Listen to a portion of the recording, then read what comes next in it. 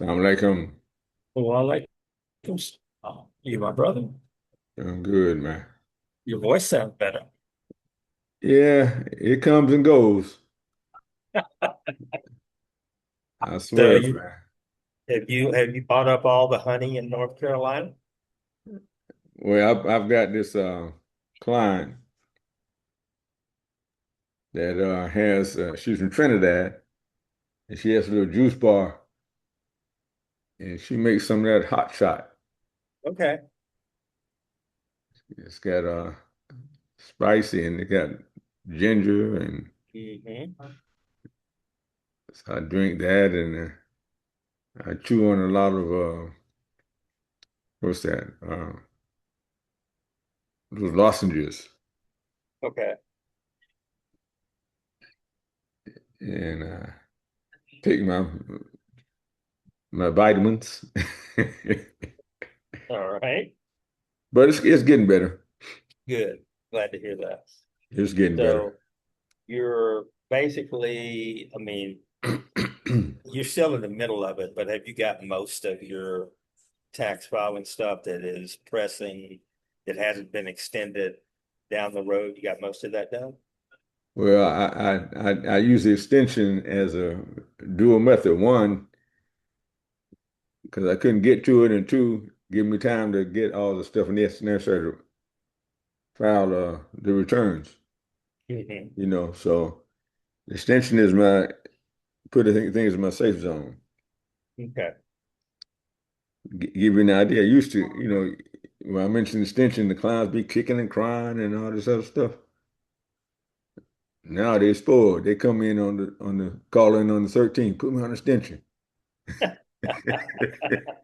Like it was their idea.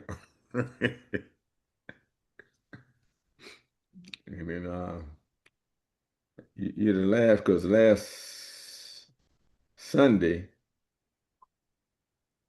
his brother from Haiti came in. No, it might have been on Saturday about doing his tax return. I said, brother, I can't do it. Best thing I do is do an extension. He wanted basically want to know what kind of refund he was going to get. So I said, brother, I don't have time to do the return. So I said, first of all, he showed me his W-2. I said, you married? He said, yeah, but my wife's already filed. She claimed my son. Okay. So naturally, she probably filed head of the household. You know what I mean? Mhm. So I looked at the W-2. I said, he wanted to know what kind of refund he getting. I said, brother, you're not getting a refund, man. What? He talking about what they told him. I just figured out now that they is a CP has a CPA. Exactly. And it's a certified financial planner. Certified everything. So I said, brother, you going, oh, well, they told me, well, they lied to you, man. You need to go back and get your money back. He ain't gave him the money. So he won this. I said, brother, get out of my office. I put the man out. I said, don't come back, you know, because he all jammed up. He messed up. So that's the week I've had, brother. Mm. Well, Yeah. these are very interesting times as far as money. So, um, number one, I Yeah. mean, why would he and his wife together come to you in, let's say, October, November, December? Get an estimate on Well, what it would look like if they filed separately, they filed together. Why wouldn't they do that? now see, you trying to bring reason into the equation. I'm just That's your saying, man. problem, man. Ain't I nothing got the I whole got life ain't problems. reasonable. I'm just First of all, they don't live together, I found out. Okay. He messed up. Now he really messed up, Mm, you know. But yeah, really, but I have clients that are not separated, or whatever, and they don't even do that. They come up to me now. that's crazy. That's One crazy. brother he pulled, his wife gets a 1099. She works for some Christian ministry, and they gave her a 1099, 60 something thousand dollars. And they pulled $45,000 out of a retirement plan prematurely, right? So in addition to the income tax, they got the penalty they got to pay income tax. Right. That was some 33% money. I said, surely y'all could have found some cheaper money than that, you know. But they make these moves. They got my number. I said, why don't you at least call me? But they in trouble now, brother, because they don't do that. They don't do tax planning is not in their definition. So did you ask them why they pulled money out? Did I ask him? Yeah. He I left mean, the that's employ of a company, and he was told he had to take his money with him. okay. So I said, but what? you have 90 days to do something with it though. But it's not like it happened 90 days ago, brother. That's what I'm saying. I mean, these They, people, they don't know. they don't know, they don't read. They have no clue. I said, brother, you could have rolled your money over into another plan Exactly. if you didn't need it. But see, I don't have, when I get the conversation, it's It's too done. late. It's a done deal.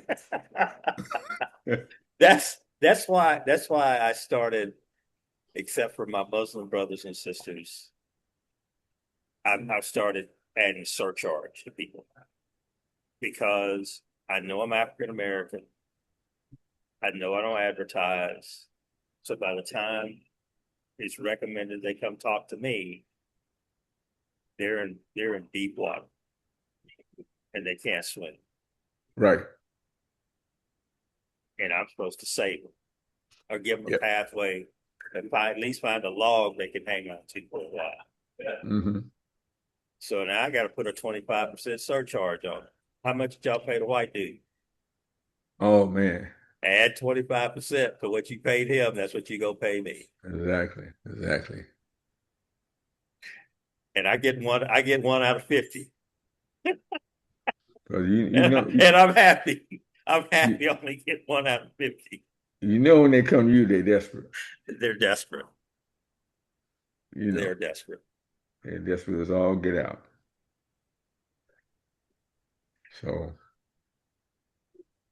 what can you do? Assalamu alaikum, Rabbani. Assalamu alaikum, brother Ronnie. Alaikum assalam. How y'all doing? We're doing Alhamdulillah. well. Assalamu alaikum, brother Hassan. Yeah, Just talking some tax season war stories, brother. Now that I made it through it, man. it is a mess. But So I heard something the other day in passing, and somebody told me I could actually look it up, but it slipped my mind. I haven't looked it up. That there are people in the United States as a way of protesting this government, Iran, Gaza, whatever, that they're not filing their taxes and shit. Have you heard anything about that? no, but let me read this letter I got. One lady wanted me to submit her tax return, and she emailed me a letter.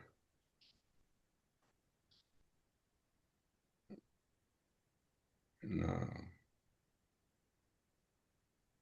and she wanted me to attach it to her tax return. And I refused to do. I read the letter. I said, I'm not Uh-oh. attaching. Uh-oh. I'm Uh-oh. not attaching this to your tax return. And basically, it was a protest.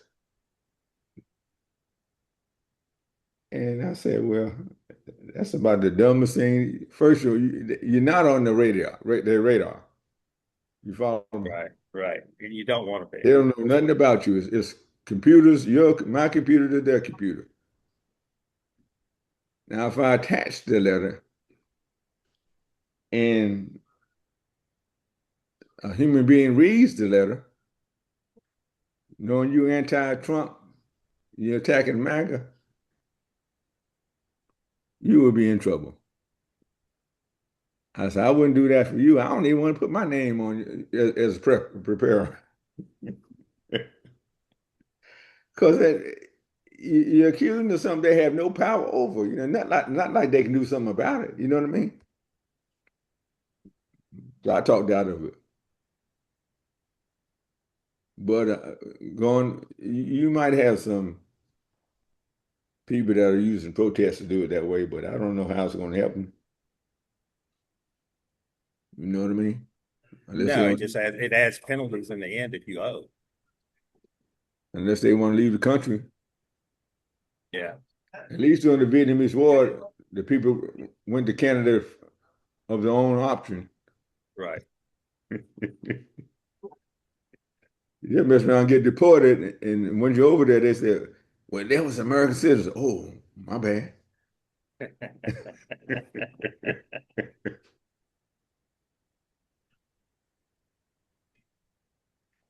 They'll be stuck over there.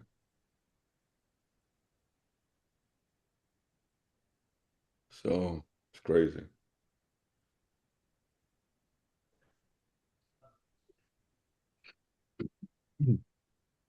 It is definitely crazy. So, what else been going on? Just trying to follow economics and do any kind of planning. It's almost fruitless. Nothing makes sense right now. If you have any kind of an economic model that you adhere to, it doesn't work. Mm-hmm. Absolutely nothing makes sense. It's like there's too much going on. That there's actually too much being done with financial systems across the world for anything to make sense. I mean, not only do you have the wars and you have the thing that's going on with the Strait of Hormuz and fuel and LNG and all of these things, but you have this whole currency war that's going on. But to be a Mm-hmm. reserve currency, I mean, the Chinese are playing their tune, and a lot of what they're playing is through Pakistan. Obviously, the U.S. is doing their thing. The Eurozone's doing their thing. The petrodollar is basically dead.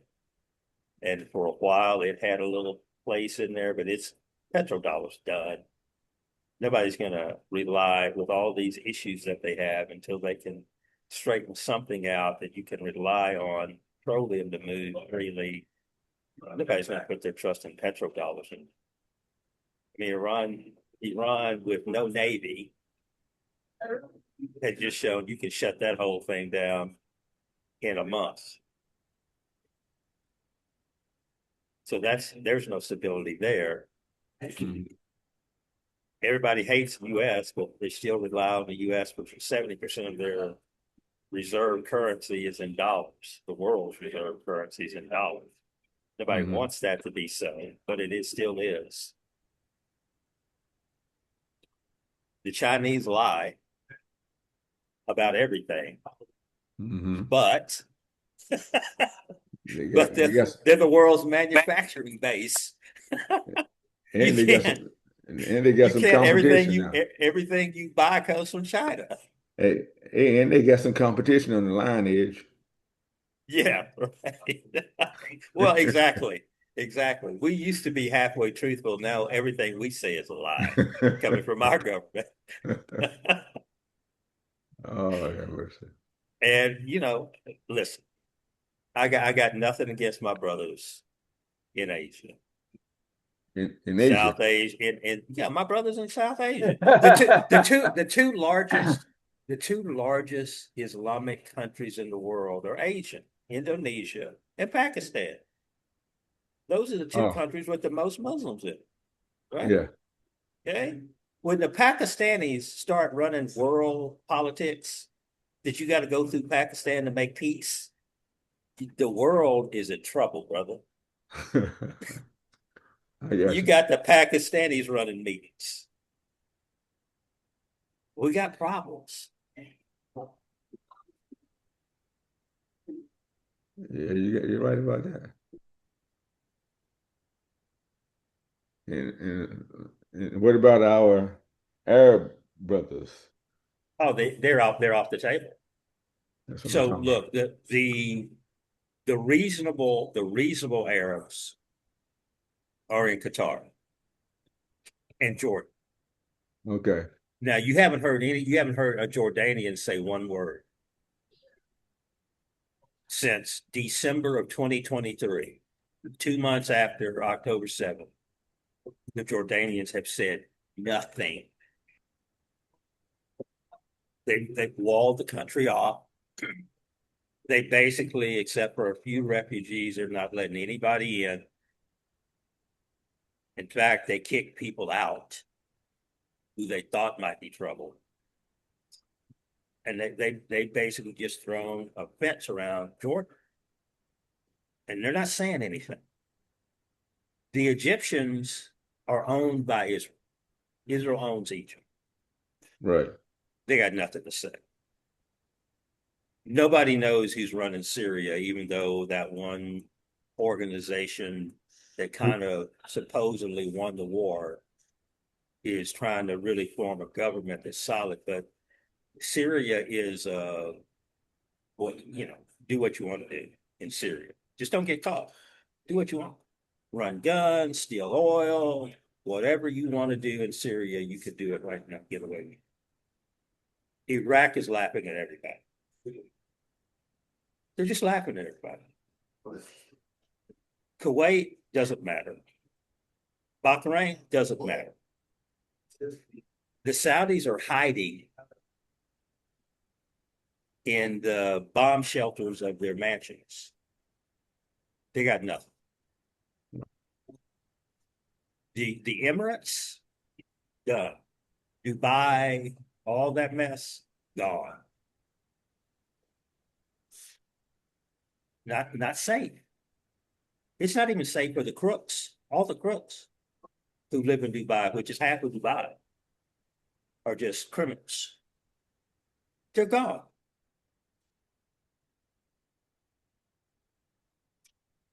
Left those mansions, left those condos, got all their cash, put it on planes, flew out the country. Don't know where they're going to wind up. Cyprus, who knows? Crete, anywhere that they can launder their money, run their drugs, whatever, manage their human trafficking, because Dubai is over for them. That's where they were doing it all. It's in Dubai. They're done. So the Middle East Arabs, there's nothing there. They have been exposed. Mm-hmm. Totally. They got nothing. You got to go to Pakistan now if you want to get something done.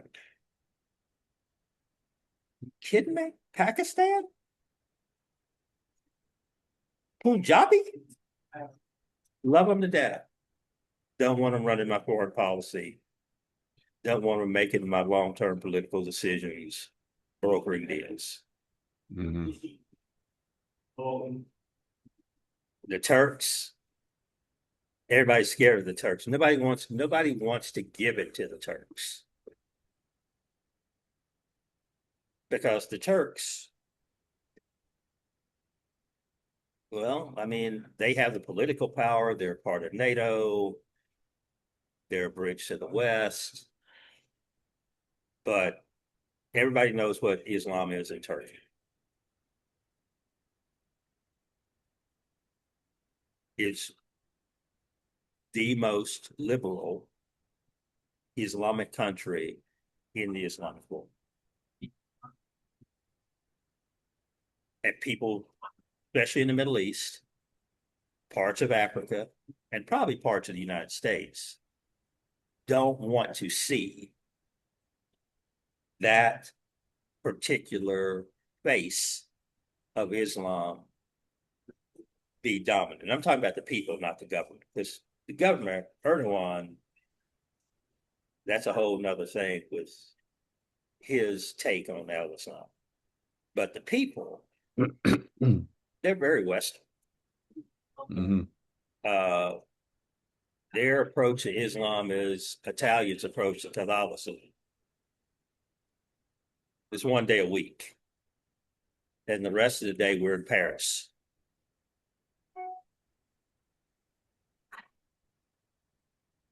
You can't tell a Turkish, well, I mean the average Turkish Muslim, you can't tell them from the average Turkish Christian or whatever the other 6 days of the week. Mm-hmm.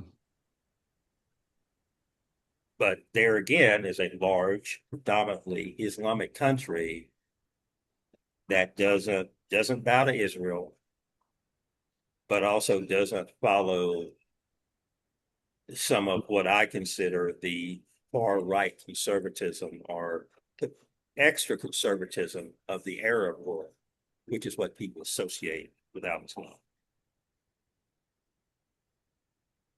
And then you got Malaysia, Indonesia, so on and so forth, that are looking at the whole situation and going, I'm glad I'm not them. Talking about the Arabs. Right. Because you go to Malaysia, as a lot of our brothers and sisters do, a lot of our imams go to Malaysia, go around there. Most people come back and say Malaysia has a beautiful form of Islam. They're not fighting anybody. They're not executing people in the street. The economy is going well. They seem to be happy. They seem to be happy. Conservatism that they have is going to expand them to get into life. They seem to not be oppressive. And I don't know if the Middle Eastern Arab world wants to see that as the face of Islam. Because I'll run down the last time you heard an Indonesian, Malaysian, Sri Lankan, and there's probably I'm missing some countries over there that have a large Muslim population, say that the whole world centers around what's going on in Israel or what Israel does, as opposed to simply taking care of their country, their life, building their people. And maybe that's distance. They're farther away. So they're not impacted. So I get that part of it. But at the same time, they have found some kind of a balance of life that allows them to practice their faith in every aspect of their life and to not be hindered by things going on in the West and in the Middle East. And I'm starting to kind of get that mindset that Africa might be shifting in that direction a little bit, which would be good for Africa. Take care of Africa. Build Africa. create a table that you decide who comes and sits at the table.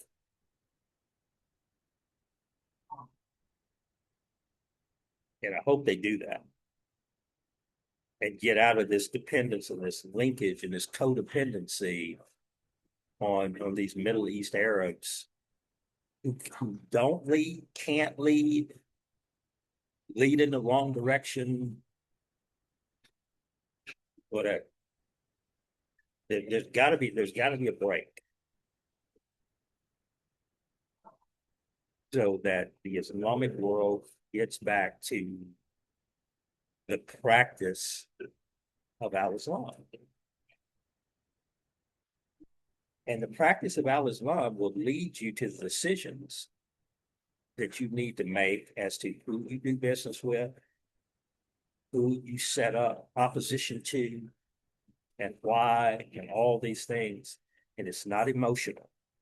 Not that emotion doesn't have a place in life, but it's not an emotional decision. It's based on the laws, guidelines. And the Asians seem to have mastered that to a certain extent. And I'm just hoping the Africans and of course us, we don't need to get drug into that stuff any farther than we have been. All of our decisions have to be rational.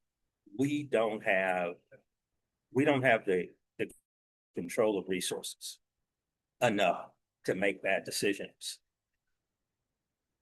and be able to recover from it quickly.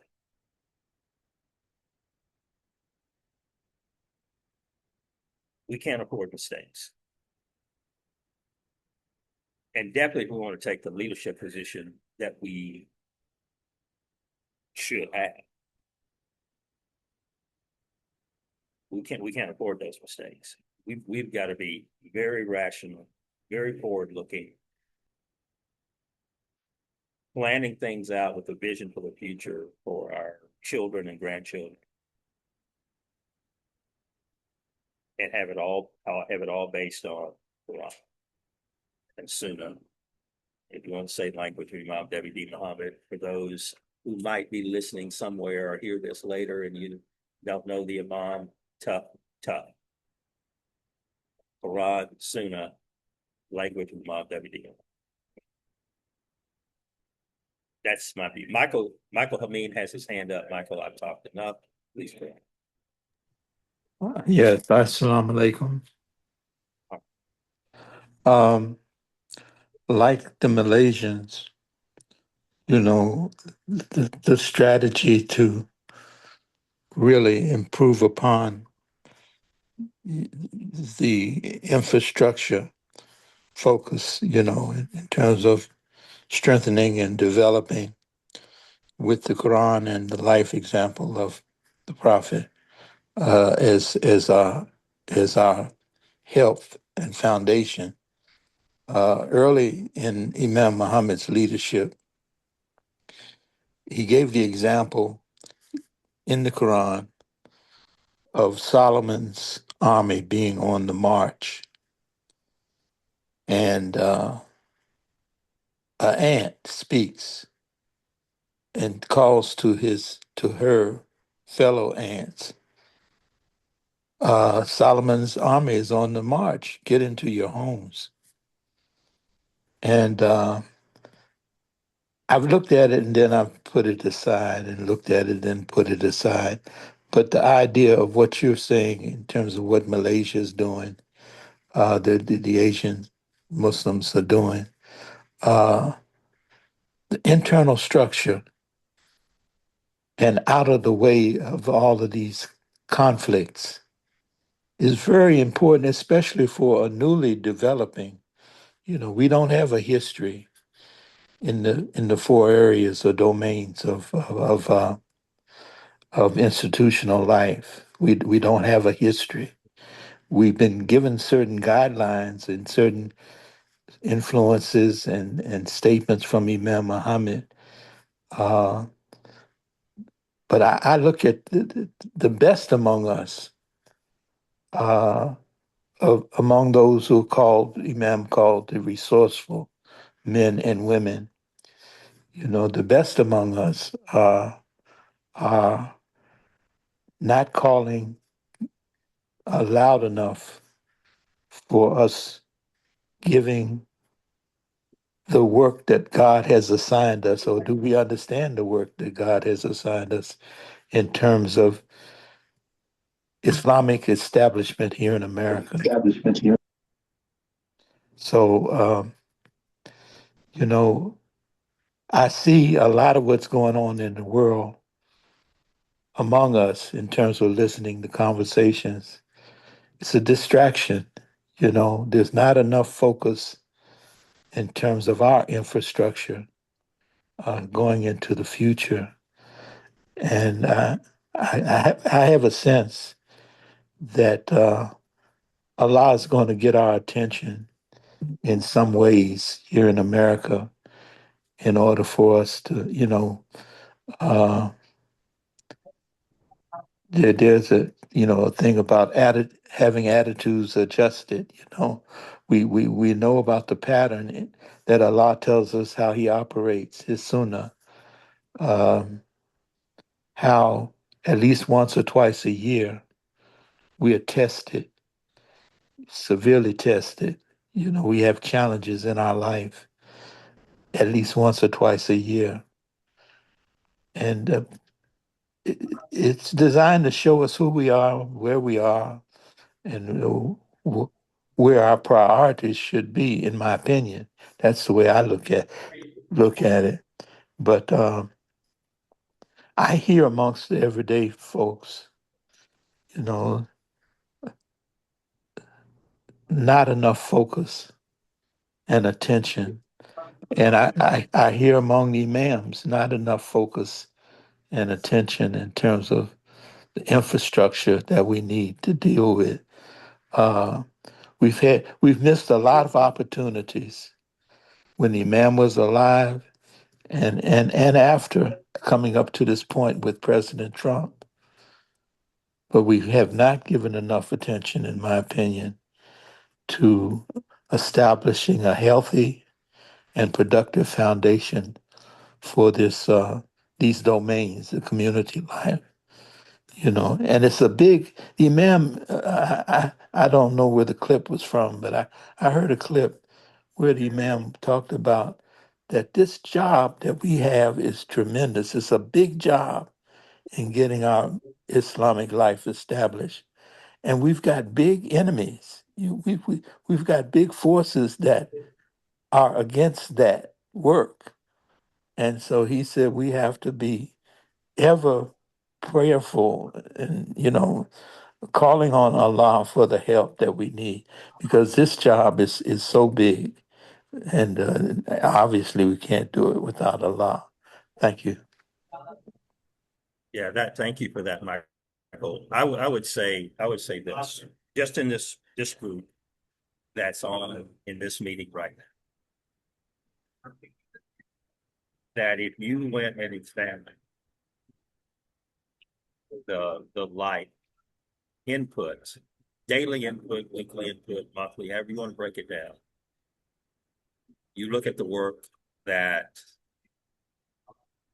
Imam Adam Bia does in his community, involvement, not just his business, but his involvement in the community.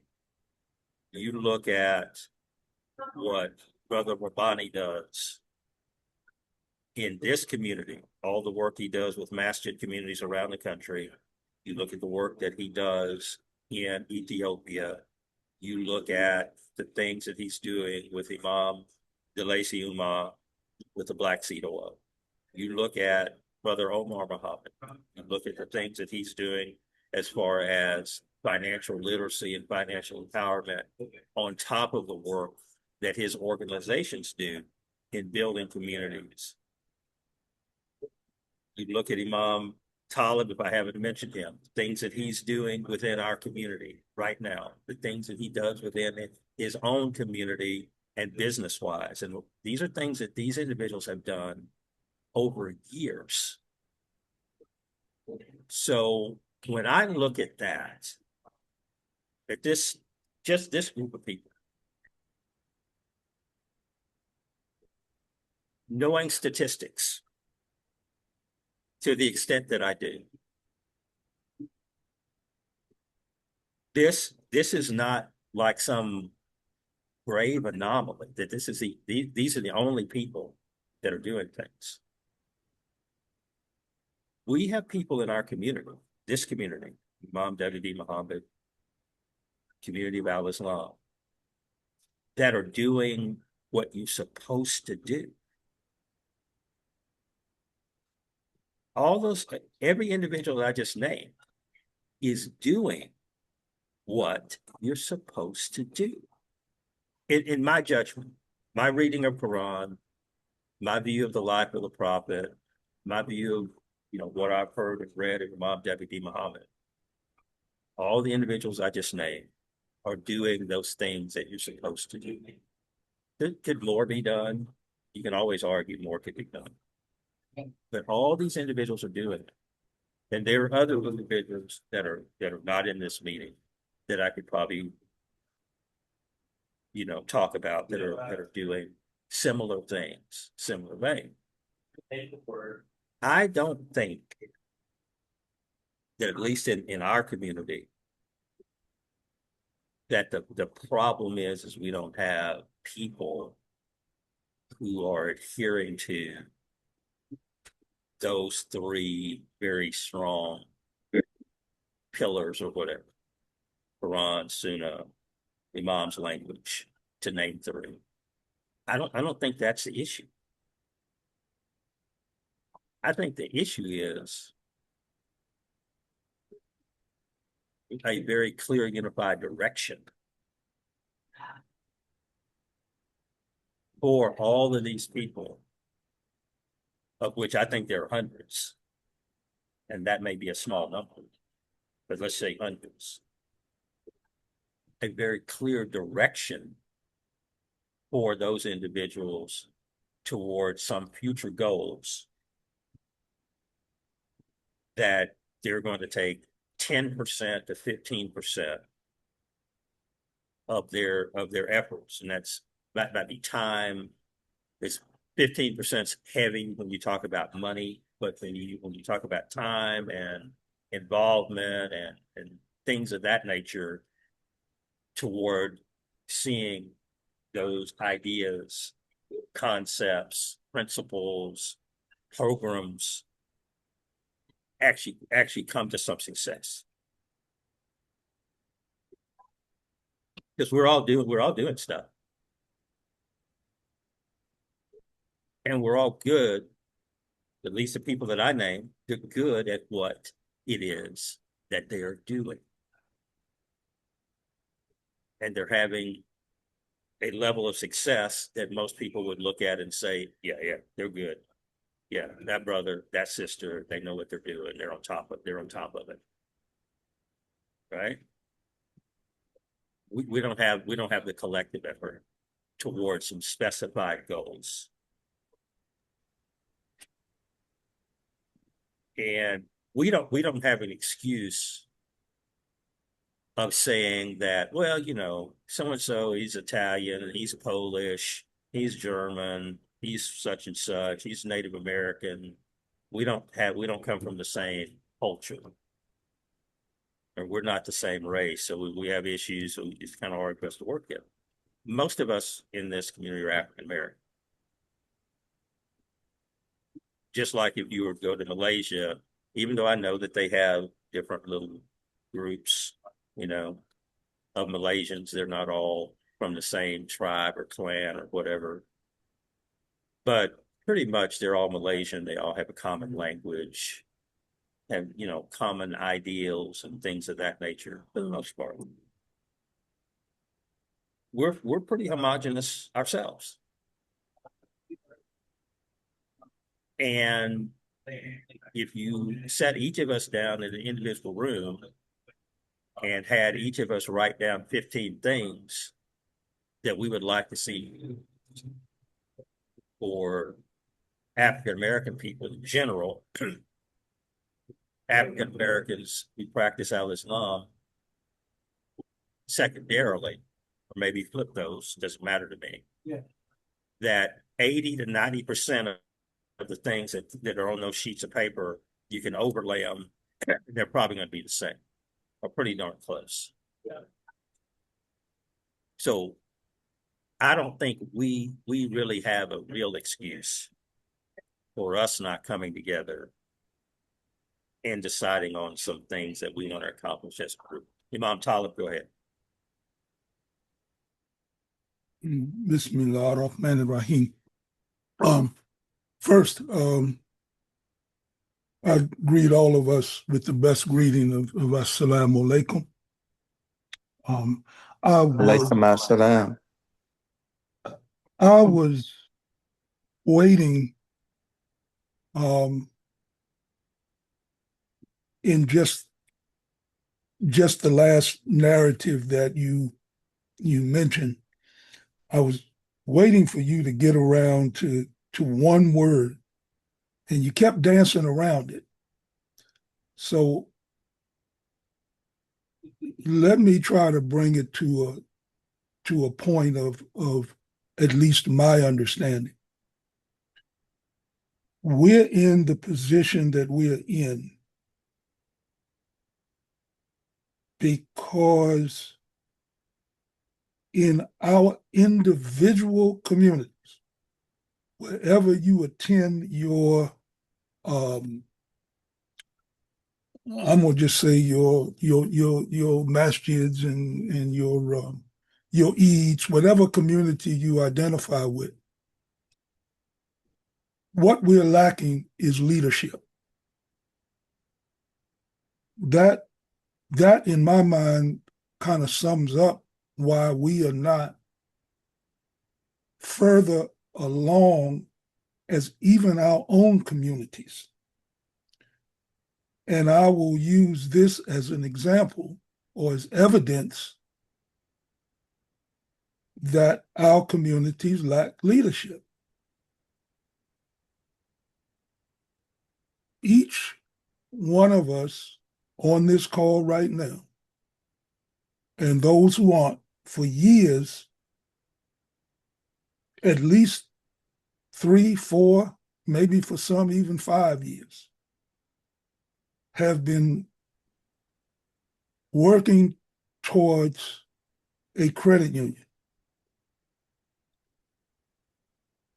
But there is not one leader that I'm aware of. Imam Tariq may be the exception. He's not here to say one way or another, but I'm going to give him the benefit of the doubt as being the leader of his community in Biloxi. But there's not one leader that any of us can point to that has supported us individually in our pursuit of this credit union. Not that I'm aware of. You can certainly speak up for your community and how they have supported you. I do know that some of us traveled to North Carolina, and we did a presentation at in North Carolina at Imam Adams' community. But to my knowledge, he is no longer the resident imam, while he is respected not only in his own community. I know that he's respected around the country, because whenever I've mentioned his name, a smile comes on people's faces, and people proclaim him as being he's a good brother, and you know, words of kindness and respect. So I get that, but that's about as far as it goes. We are not given a platform in our own communities to be able to put forward what is obvious to me that Allah has called each one of us to do.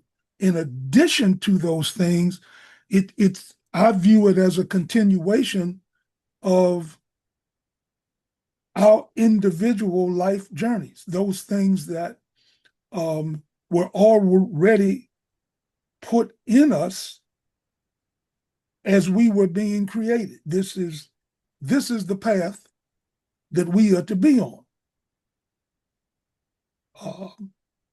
I will say that one lesson that I've been able to draw from this is just I would venture to tell you that other than doing something for myself, pursuing something for myself alone, I would venture to tell you that this is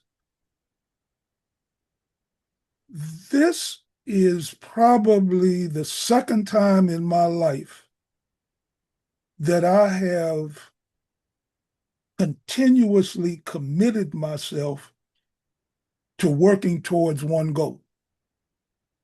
The first couple of times that I had this same sort of experience was when we were, as a group, we were trying to first establish Masjid Taqwa Nur in PG County, and then the New Africa Islamic Community Center in Washington, D.C. I committed myself to those two things, and they were successful in their own right. But this is the first time that I've worked with a group on a national level that has one goal, one vision, one dream to establish a credit union.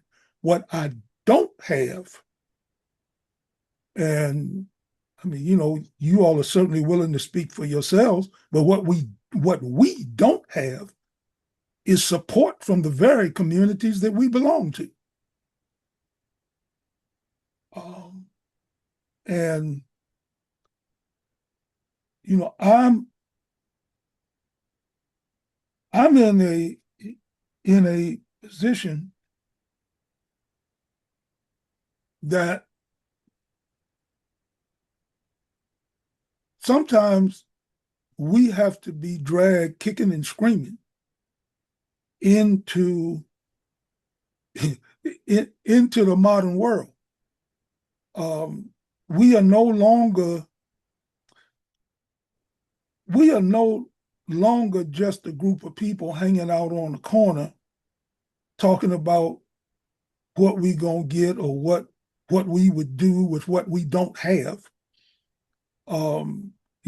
We've been given the book, we've been given the Sunnah, and we've been given the tafsir of Imam W.D. Muhammad.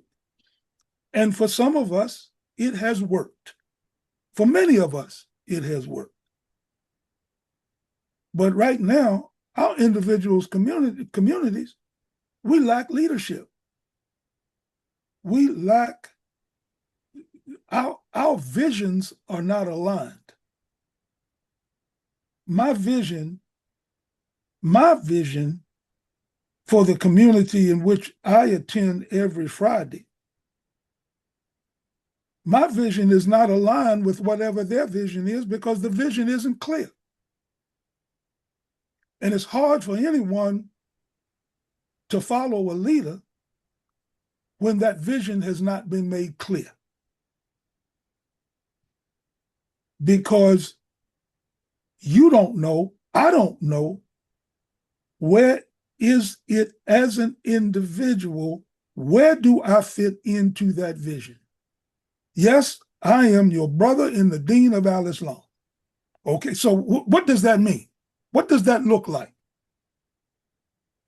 Because I don't have the time or even the inclination to want to spend all of my days, all of my waking days and hours at the masjid as if I'm a 7 day a week in the community, in the masjid Muslim. I mean, I'm not there to take care of every need of the community. That's the calling of someone else. I'm there as an entrepreneur, as a businessman, to contribute to the community so that they can move forward.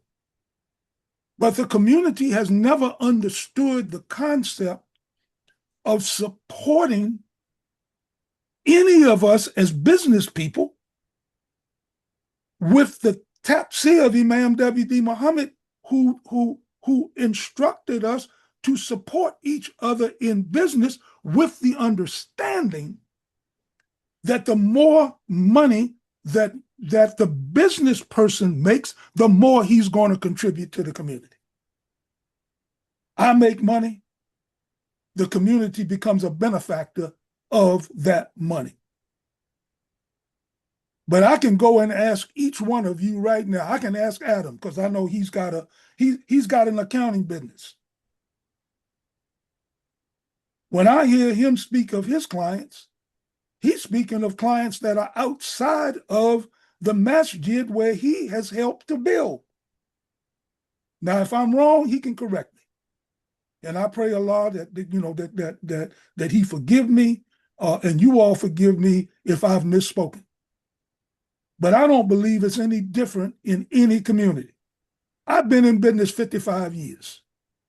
I had more support as a non-Muslim from the Muslim community when I wasn't a Muslim and had businesses than I do now that I have these businesses and I'm a part of the community.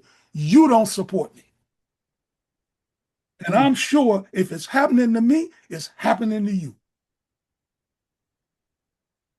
And so, I'm going to end where I started. We lack the proper leadership in order to move this process forward. I'm focused on this. I have a few focuses in my life left. I can be clear about that. I've said it to you all once and I'll say it again. I got more years behind me than I do in front of me, but I'm still willing to work hard at those things that I believe Allah has called on me to complete in this lifetime. And which of the favors of your Lord are you going to deny? Alhamdulillahi Rabbi Alameen. I'll end there and let someone else comment. Thank you.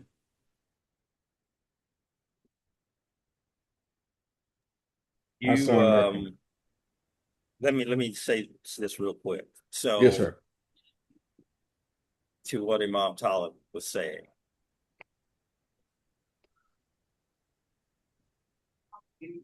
you're a little bit right about what I was saying and not touching on leadership. And you're a little bit wrong because I think we need either a new or refined definition of what leadership actually is. And we can talk about that at another time, but I'm beginning to think that what we view as leadership is very opaque. We need to rethink that. Go ahead, Adam. Alhamdulillah. I just want to say right quick, was something that came to my mind when Taalib was speaking. I used to say that I wouldn't start a business depending upon Muslims. And I guess in my old age, trying to be nice, I don't say that as much. But if someone asked me, I would not start a business depending upon Muslims. Because Muslims get mad, especially if you're a leader. They get mad with you. They won't support you. Even now, in the business I have as an accountant, you know, when somebody say you a star. Omar had to go ahead and put some truth in the game. And that's bad. I mean, that He is said really you're gonna bad. starve. You starve to death, and I learned that a long time ago. I starved as an imam, and I said I'm not gonna starve as a business owner because we get vindictive and it crazy, this dumb, stupid stuff. And I don't think that's in some unique to Muslims because of being Muslim. It's unique. It's something that's consistent with African Americans, right? Mm-hmm. We didn't lose that part of our past when we became Muslim, unfortunately. But I find it that when my brother or sister come to me now, after they ran around the world and whatever and have tax problems, and they come in to my office, I didn't know you were an accountant. And a big old sign out there with my name on it. How many BRs you know? But even with that, when I look at let's say 150, which is an effort that we initiated back in 2016 in trying to save schools, brick and mortar schools in our communities. I just said, well, I'd like to get 99 people to join me and pay $50 a month. And having consistently done that since then. Now, we're only talking about 100 people. And as you said, Imam Taalib, when my name is mentioned, people smile and they familiarity or whatever. And unfortunately, none of those people you got that response from was part of the 150 effort. I don't need the accolades. When we started, there were 7 full-time schools in our community, brick and mortar schools. Now we're down to 4. You understand? So it's just that try to get people move in consistently together on an effort that everybody says they support. If you ask the average Muslim, hey, we some brothers and sisters are trying to start a Muslim credit union or trying to start a national credit union. Invariably, every answer would be alhamdulillah, alhamdulillah. That's great. Then if you take to the next effort where you support it, they move on to something else. So that's what baffles me. You know, we're not trying to establish communities of masjids or centers. So no resident imam or others should feel threatened by what we're doing. We're not trying to take their position. And that's the part if we can solve, if we ever can solve, it would be phenomenal. It would be very phenomenal if we ever can solve that.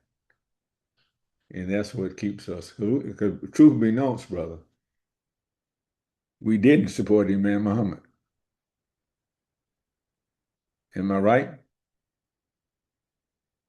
If I'm wrong, somebody tell me I'm wrong. No, I've heard That's that right, brother. said. you're I've telling heard what that God said. loves. You saying what God loves. If the leader we claim we had, we didn't support him. And we watched him countless times. And if you go on Facebook or YouTube, excuse me, and I watched a lecture by Imam Muhammad this morning, alhamdulillah. So I don't know what the answer is, brother. We can debate what kind of leader do we need now. We didn't support we had then. So why had that? I don't even debate that no more. I'm through. Something. Michael, your hand is up again. Alaikum assalam. Yeah, we have a member that joins us on the regular on the platform of American Muslim 360. And that member reminds us of what Brother Imam Adam just said. And he also reminds us that he didn't say it often, but that there were consequences. In fact, he was praying for consequences because we weren't supporting our business people. And he stated that a time will come, and I'm paraphrasing. He said, there'll come a time where you'll beg these business people because Allah is punishing you, and I'm praying for him to punish you more.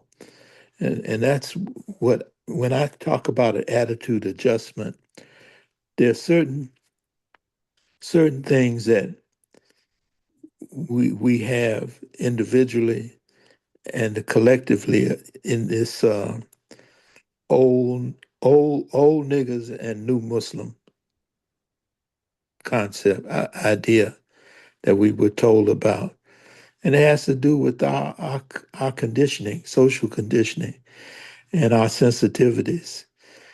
And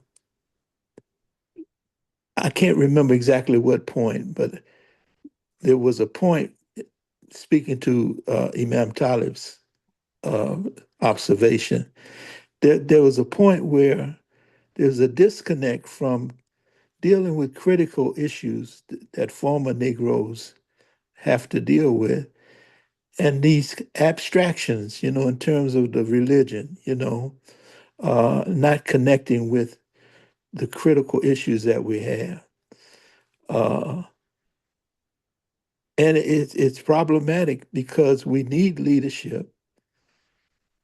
And I've done some study of it, of leadership. You have the informal and you have the formal type of leadership. People that have influence because of their character and I would say their resourcefulness, that have some influence over different people.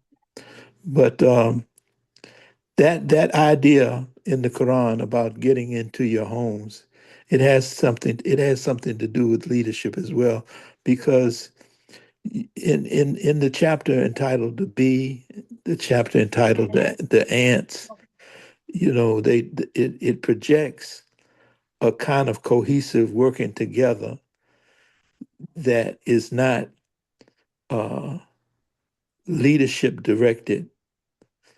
The leadership is within the, I guess you could, I don't quite know what to call it, the instinctual development of those two insect groups in terms of everyone is clear of their work, their position, and they get in where they fit in. The queen has her job, and the males have their job, and it's internal. There's structure there that you with the ants you can't see. It's not obvious. There's structure because it's internal, and I'm seeing that in terms of where we have to get to and the kind of influences that we need to get there. And certainly, lastly, certainly we need an attitude adjustment by and large because we're not seeing the religion clear enough, and it's obvious in terms of, yes, we have resourceful men and women that are doing a job in their place, but in terms of a cohesive picture of of leadership direction, where we're going in business, where we're going in terms of education, where we're going and where we have to go in terms of uh, governance, not so much government, but governance, uh, and what each and every one of us individually needs to have in terms of self leadership and self development, and then bringing that to the collective, to the group. In Jacksonville, I've been there 8 years now, and I looked, and I would say often, I'm just trying to get in where I fit in, but we don't have any structure for progress going into the future. We don't have any committees. We've got a good imam in terms of teaching the Quran, but we're not getting the critical issues. We're not getting the critical issues addressed towards us to spark us to say, you know, uh, my obligation, according to what the Word of God says and what Prophet Muhammad demonstrated, and bringing that together and accepting responsibility as a group effort, a group dynamic in terms of where we're going. I listened after this past Juma to a well qualified brother, an imam. He wasn't the imam, but he's an imam, and he's telling me this and that about the Imam Muhammad. And I said, God damn it, what are we going to do? We got all this, but what are we going to do? And I actually told him, look, man, I'm tired. I'm tired of hearing all this stuff and we ain't doing nothing. We're not even organized to get something done. And I'm tired of it. And so he eventually walked away. But he was just giving me this and that. And he's emblematic of the kind of spirit that's there. I'll get a conversation about we need a group of brothers. The brothers have tried to meet. In fact, there's one there yesterday and today.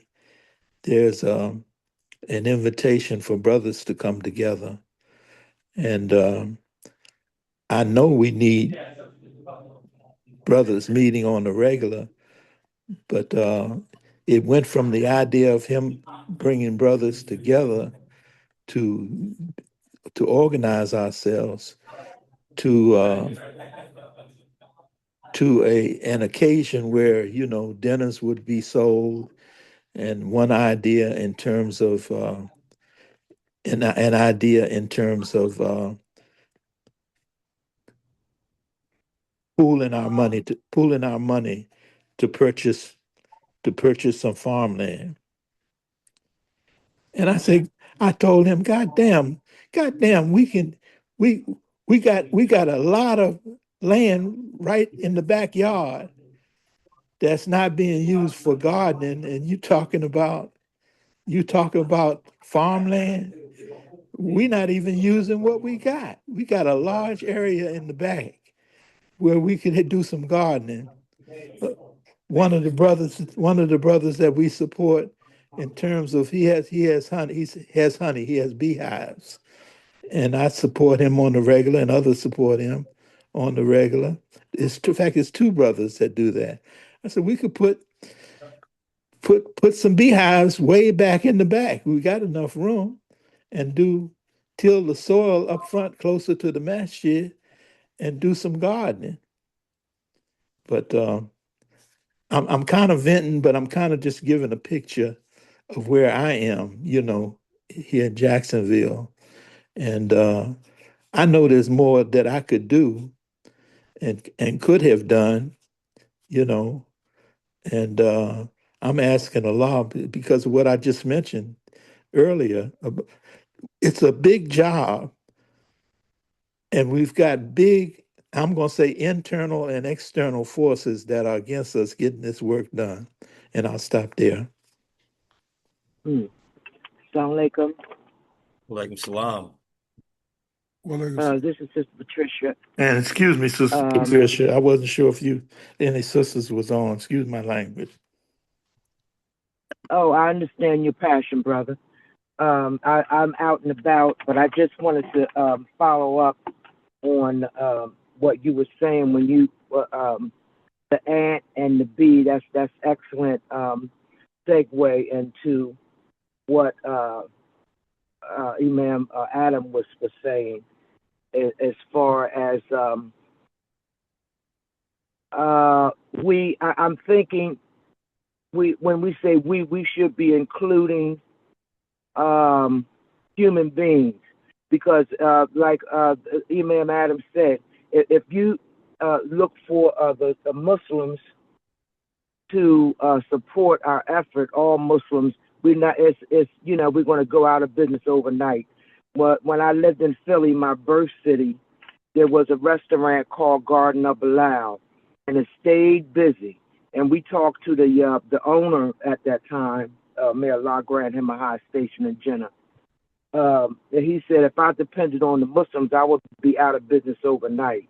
So we have to get people that are like-minded to support our efforts and throw our network out there a little further than to the Muslims. Because I heard a imam say one time, and it stuck with me for years, that in our community there are people that are placed in our community to be contenders, and there are people placed in our community to be lifers. In other words, they're in the community for life because no one else want to be bothered with them. They never grow spiritually, and they never support anything. They're just there. So, but they call it, but you couldn't tell them they're not a Muslim, but they're not really, they're just not really doing anything to grow and help the community to grow. So I think if we focus more so on the outward community, in our efforts, somehow or another, reach it out a little further than ourselves, it might help.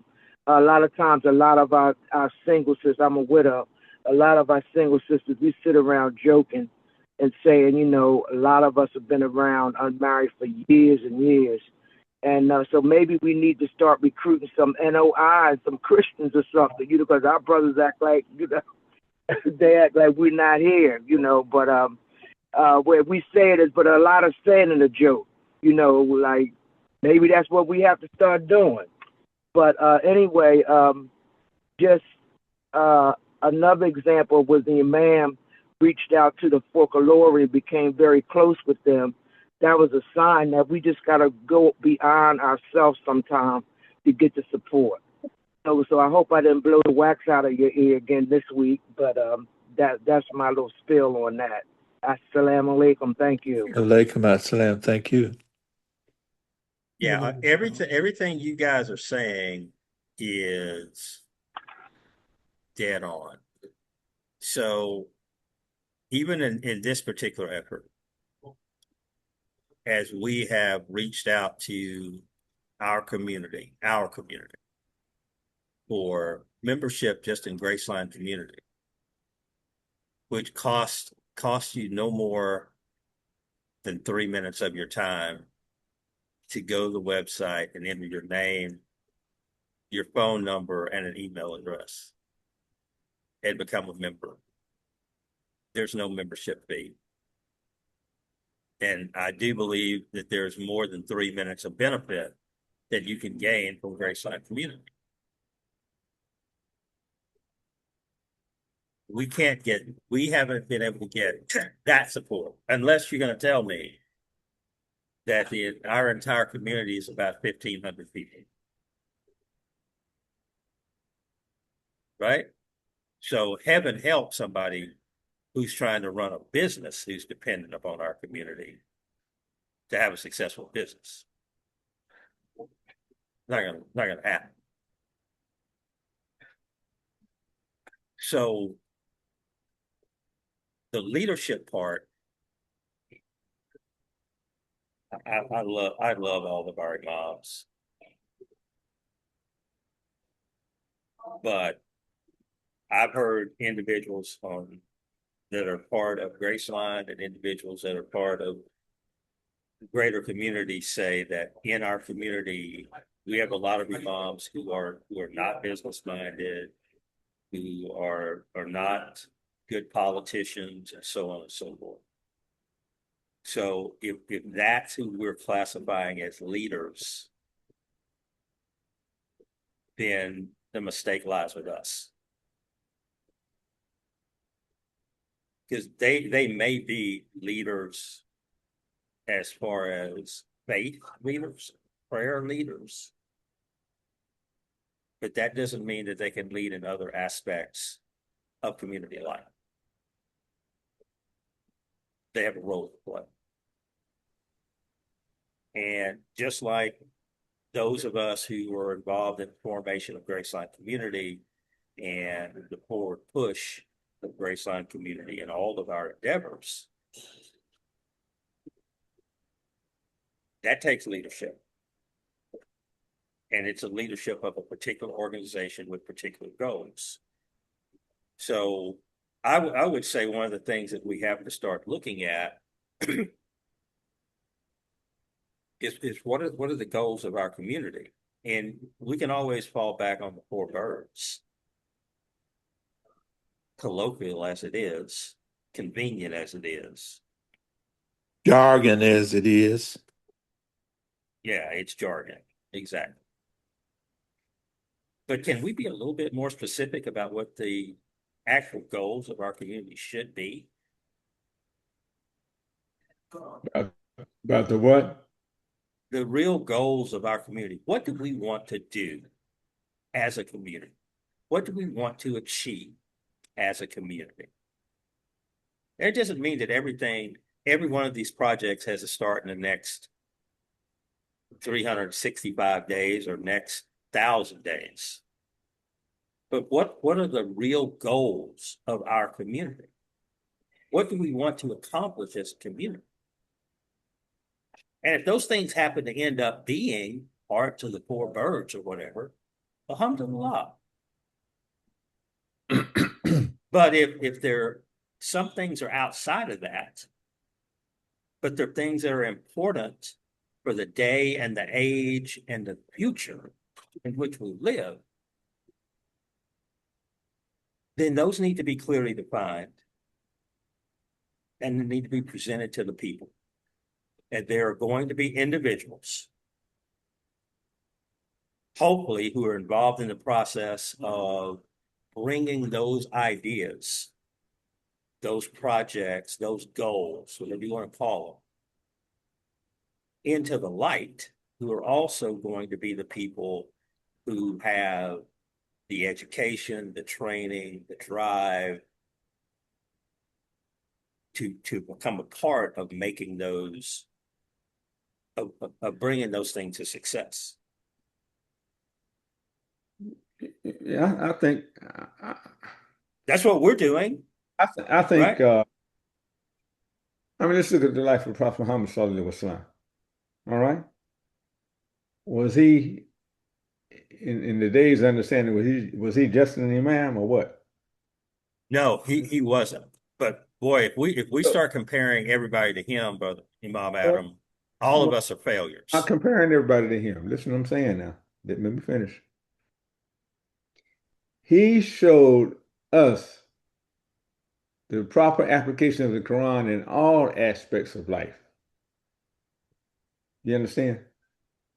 Everything as a religious leader, as a businessman, as a husband, as a father. He showed us everything as a statesman. As a government, that's right. He showed all that. So it would be, if we're just limiting our term of leadership to the resident imam, well, we missed it.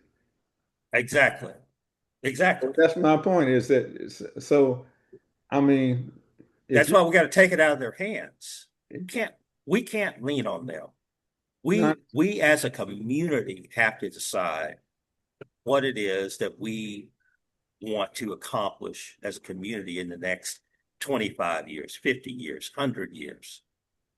Our goals. And then people who should properly be involved in every one of those aspects, whatever they are, whether they're 4 or 100 different projects or goals. Let the people who are qualified and who have the drive and energy and passion to accomplish those things be involved in where they want. Well, you guys say, get in Well, where you fit in. let's qualify Okay. first.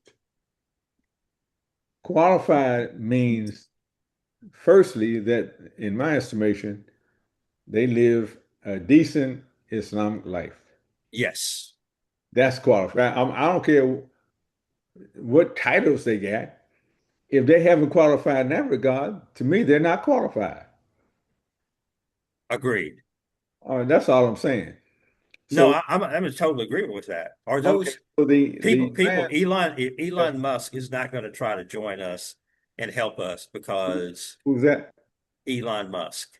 People who don't adhere to what most of us would consider Islamic principles of life, they're not rushing to be a part of the things that we're doing. They will be if nobody holds them to account. We're not, we We haven't we, really we have been, Elon Musk in the masjid if I nobody know, holds them to account. That's all I'm saying. So, right, so the imam, his role is to make sure things are consistent with the Quran and Sunnah. That's his role. To make sure that these efforts that come up in our community first qualify Quranically. That's his role. Not to be over everything, but to keep it straight, to keep it in line, to keep things going in that direction. That's his role. Now, in terms of our community, we have to have people that have knowledgeable and can lead us and lead efforts to make sure it stays in accordance with the Quran and the Sunnah, and to be successful. So if we're not trying to feed ourselves, if we're not trying to provide goods and services for ourselves, we're not trying to build educational establishment for ourselves. That's what, to me, that's what a community is involved in. right. And I see this effort as important. Yes. Yeah, yes. So we got how many? We got 4, even though Michael says he put his imam cap in his back pocket. We got about 4 imams in this group today. I don't think we have a shortage of people who are grounded in the faith of Al-Islam in our community. I think our issue is we don't have a firm grasp of what our initiatives should be for the That's a good future, that's a good point. well planned out as to what we want to accomplish, and then have people just like everybody that's here today. Of everybody here, I'm probably low man on the totem pole You need when to you start start. when you start talking about people who who follows the faith most closely. I'm low man on the totem pole. So if you're You gonna need to stop. if you're gonna X somebody out, I'm gone. You Right? need to I'm kicked out of the room. you need to So stop. No one knows so that. No well, one okay, knows but that because we're I not doing it. know I know every one of you. I've known every one of you long enough to know you haven't slipped enough in any area You that I've don't been know. aware of your activities. Aware And is there are aware people is aware is the that word. talk. There are people Yes. who follow in your footsteps and talk. Sometimes they talk to me. So what I'm saying is, if when we start applying the criteria that Imam Adam was saying, there are enough of us that will hold that microscope to people and determine, yeah, brother got some education, but really he slips a little bit. Maybe next time we'll include him in this leadership or on this board or on this committee. We'll give him some time, but not now. I think we can make those decisions. I think our community is capable of making those decisions. What are we deciding on though? What plan do we have or plans do we have as a community that we're committed to, that we're then going to use that microscope, starting with piety and moving on to determine the best people to be involved in making sure that the community gets the best effort, the resources are used in the right way, in adherence with Quran, Sunnah, so on and so forth. Real quick, Okay. we keep saying community, community, community, but I don't think many of us don't have the idea of what that looks like, or what that should look like, or what the history of what community, what community means. Imam gave us two focuses starting out: education and jobs. That's the way he described it. Those two are most essential. Education. Uh, Having qualified people to, if we bought farmland, do we have the qualified people to actually get the best out of that farmland? Uh, you know, if we have people that understand how to purchase real estate for the benefit of our local groups, and other types of activity. Like I mentioned, you have a couple of brothers that sell honey. One brother has an actual farm where he not only honey, but he has eggs, and he offers, and he gets in the kitchen and he bakes butternut squash pies and bean pies. And I love his and his wife's spirit, and I support them. But we keep saying, and there's another thing that Negroes have an issue with, this idea, if I say it, it's so, and that's not reality. Just because you say community, community, community, doesn't mean that you are seeing that word or that concept correctly. You know, what is community? What involves community? And lastly, Imam Ronald asked Imam Muhammad Imran al-Shahid. He was telling us how the world operates, because that's one of the favors and mercies that Allah had given him for us, to understand how this world operates, and how it talks over our head and so forth. And he asked Imam, he said, Brother Imam, you don't really expect us to do anything with these things that you're sharing with us in terms of how the world works? And Imam said, no, but I hope that it will move you to work on developing Islamic community life. And so we really, because of our social conditioning as former Negroes, so-called Negroes, we really need individuals, whether they're formal leaders or informal leaders. We need an environment, a directional language environment, to get our focus right, get our focus out of the abstract into where the rubber meets the road. And I'll stop there.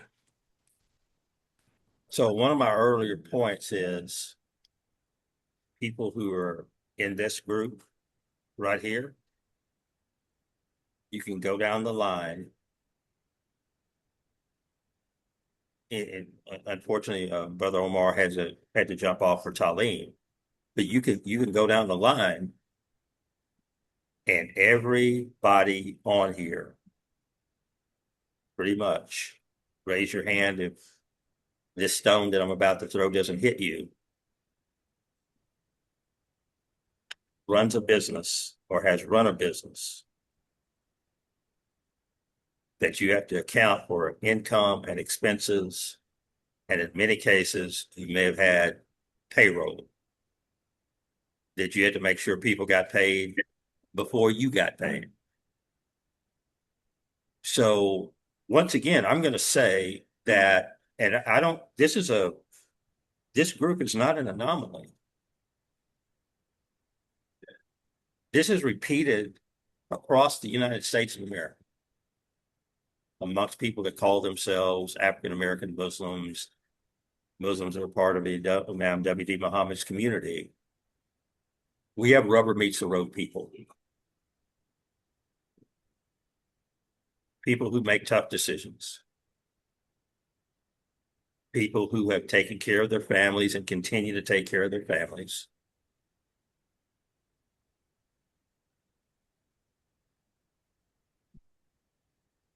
This effort, there are a few other efforts that we can look at where groups of people like this have come together and have accomplished something, or they're in the midst, like we are, of working toward accomplishing things. Even the financial freedom seminars that we have going on right now, it's an accomplishment. I'm aware in the whatever certified credential community of people out there doing what we're doing, charging $1,000, $1,250 for people to come and listen to them do what Omar's doing every Tuesday. And they're not doing it as well. So we're accomplishing some things. We're doing it. This is being replicated. Maybe it's not, I don't know about it, but I believe this is being replicated in different areas all over the country, but in different areas that we are unaware of. Some of you may be aware of some things that I'm not. And it's being accomplished by people who every day, every week, every month, every year are handling their business, employing people, whether that's a contractor, whether that's regular employees, whatever the case may be, making sure those people get paid. The capability is there. The leadership, direct leadership and indirect leadership, is there. It's being practiced on a daily basis. And it's not, if this doesn't happen in a month, I'm going to give up on it. I think about Rabbani and all of the masjids that he's worked with over the years, expansion in Miami, a cemetery in Charlotte, Raleigh, what's going on in Raleigh, that project. We started talking about this 3 or 4 years ago. These things are coming to fruition now. Did he ever quit? Did he ever drop the ball? No. We have the people. We don't have the direction.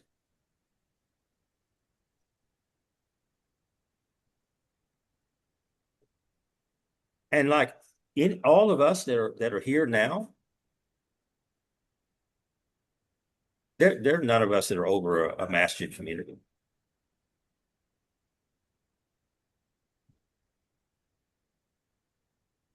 But you will not tell me, you will not be able to convince me that everybody who's on this, in this meeting right now, and that includes you, Sister Patricia, is not a leader and could not lead a project or initiative to move this community forward.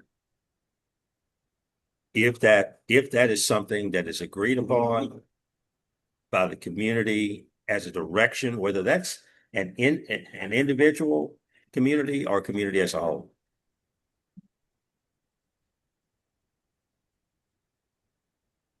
So the capability exists. People exist to get it done. Whatever it is that we decide that's worthwhile doing. We just have to be very clear on what our initiatives are. We need some very clearly defined initiatives.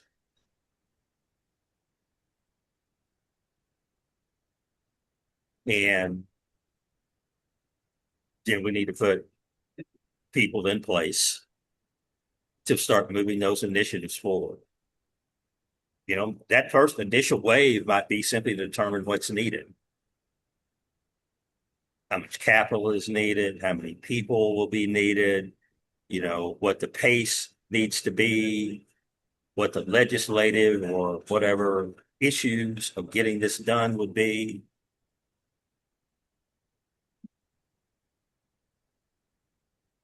And then set about getting the right people to be able to handle each and every aspect of that.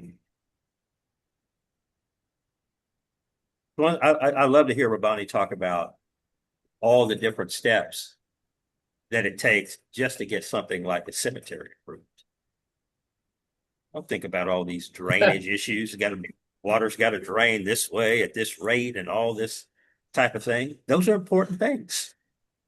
You got to have the right kind of people to understand those things, right? If you're going to buy the 2 lots next door and you're going to build a school, and in addition to your masjid on it, there's a process that you have to go through. So yeah, you need people with certain qualities, certain qualifications. And yes, they need to be pious. All of that. Yes. To me, that's a given.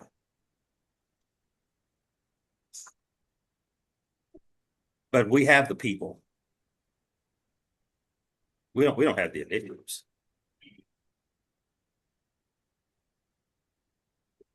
We don't have any on an individual masjid basis, yes.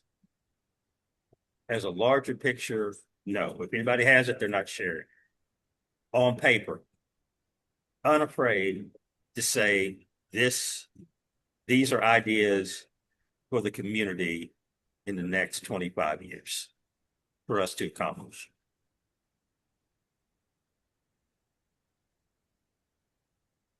You know, Edward, I've been working on ways to hire qualified people who don't have opportunities to demonstrate their experience in education.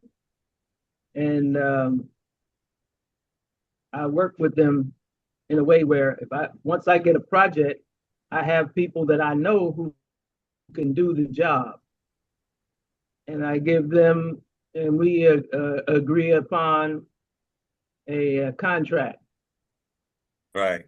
And once we clear upon a contract, if that contract is broken up into phases in terms of getting paid, it's a very good incentive to ensure that everything is going to be done properly in order to get that draw, as we call it. Mm-hmm. And looking at that, I have people working for me on projects as far as in Seattle, Washington, Chicago, and the Bahamas, and also in Ethiopia. Now, what I like to do also is, like for instance, in Ethiopia, there are a lot of people who have great skills but don't have an opportunity. So when I find out that we need something here, like for instance, graphic artists. If we don't have, if you need some graphic artwork, you know, I wanted to set up a situation where you can let me know, and then I can make that connection, and perhaps they can do that graphic artwork. Uh, and I know where the problems lie in terms of translation. So we can, that problem can be solved in terms of translation and hit and miss, the way you or I would like something to be done. So that was one of the experiences that I've had, is the translation, and also the communication to get the product that I wish to have done from the graphic arts part of the work done. So I can get it done. I have a certain amount of time, and I'll tell them we need to have this by next week or 10 days from now. And I keep checking, so we can stay on point and get the quality that we want. That's just one element of a project. You have engineering, we have engineers. We have to know that the rules and regulations, zoning and specific statute of that particular municipality, we have to follow. So they must do their research on that in terms before we submit any plans on electrical or stormwater. Now we're dealing with environmental. But that person might be not familiar with US codes, but he would have to get familiar with those US codes. So that, to sum it up, I will be able to produce a product for the community for that would, if you had to set up a brick and mortar store, would take you you would have to have, generational wealth in order to get that done, you see. So we find a way to get things done, get people working, and have them feel good about themselves, who might be languishing after graduation for 2, 3, 4 years and almost forgot their education. So we try to get that done, because we want to get I know how to get it done here with our people, and I know Muslim communities that are very impatient about getting something done in reference to professional salaries and professional fees. I might charge half, but it just shows you that that's not that begins to be unattainable if you really want to move and increase your productivity, and you have to pay. And usually I pay some of my people every 2 weeks. So, and then others I pay as a fee, as when they send me a requisition for a draw that I have laid out the step-by-step situation. So that way, I have money ready for them when they submit me a requisition, and I'll pay them before the sweat dries. Okay, and that's my motto, is to pay before the sweat dries. Huh? I see Taalib smiling. No, well, I'm smiling because I'm waiting to ask you whether or not you have someone in Washington, D.C., because I have a 2,200 square foot lot that I would like to know from an architectural perspective, how many units I can build on that 2,200 square foot lot with an 1,800 square foot side yard that is public space. How many units I can build on that lot up to 5 stories high. And I'd like to not only know the units, but I would also like to have an architectural rendering of what that would look like. Okay. All right. No problem. So we can talk about we can talk about the details of that later.